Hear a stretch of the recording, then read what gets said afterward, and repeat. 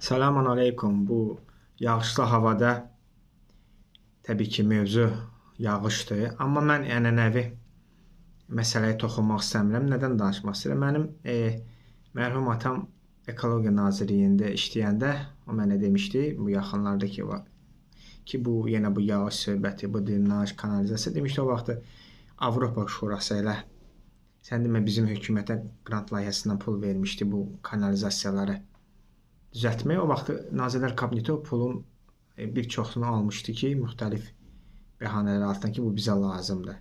Və Nazirlər Kabinetindəki lazım sahəyə dedikləri sahədə pulu xərcləmədilər. Yəni deməyim odur ki, hətta bunlar nə gözəlini xərcləmişdi. Bunlar heç kənardan pul da veriblər ki, bu kanalizasiya sistemini düzəldin. Bunlar yeyib dağıdıblar. Və indi də qabağıma videolar çıxır. 1982-ci ildə Bakı o vaxt o vəziyyətdədir. Güya indi bunlar bəraət qazandırması bizlik deyil, bu Sovetdən qablı bu problem. Və Sovetdə də hakimiyyətdə kim idi ki? Sovetdə olan hakimiyyətdəkilərin indi oğulları hakimiyyətdədir. Dədələri Sovetdə pambıq prepiskası elədilər, ölkəni düz indiki kimi yeyib dağıda bilmirlər. Çünki indi Moskva qorxusu var idi, KGB var idi, yoxlanış var idi və s. Amma indi oğullarıma yenə də Azərbaycan Sovetin ən korrupsiyalaşmış respublikalarına sayılır. Bəlkə də ən korrupsiyalaşmış idi. İndi də balaları da yeyib dağıdırlar, pambıq prepiskası edirlər. Eynən də bu kanalizasiya məsələsində, bu drenaj məsələsində və yağış gələndə bax belə bir vəziyyət yaranır.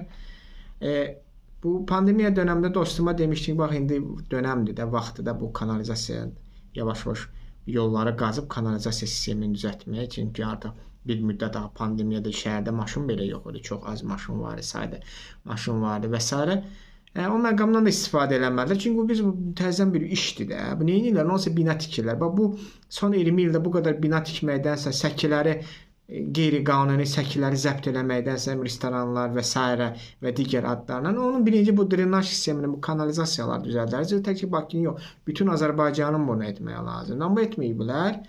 İndi bax belə bir vəziyyət yaranıb. İndi 1982-ci ildən video paylaşırlar. Nə bilim indi yenə qabağıma ki, güya Avropa paytaxtlarından da paylaşırlar ki, orada da vəziyyət görədir. Orada vəziyyət elə deyil. Hətta mən daha soyuq ölkələri demirəm, məsələn Skandinav ölkələri, Rusiyanı, Türkiyəni belə götürürük. Türkiyəni aşağı yuxarı Azərbaycan kimi də düzdür, Türkiyədə daha sərtdir. İqlim orada belə artıq bundan qat-qat sərt yağışlar olur, qarlar olur. Heç bir problem yoxdur. O saat həll olunur məsələ. Nə oldu Azərbaycanda ilk dəfə də indi Bakıda 2 gün daim yağır, artıq vəziyyət nə yerdədir? Mərkəzdə də belədir, kənarda da belədir, hər yerdə. Yəni ki, bax belə bir vəziyyət yaranıb. Çünki yeyirlər.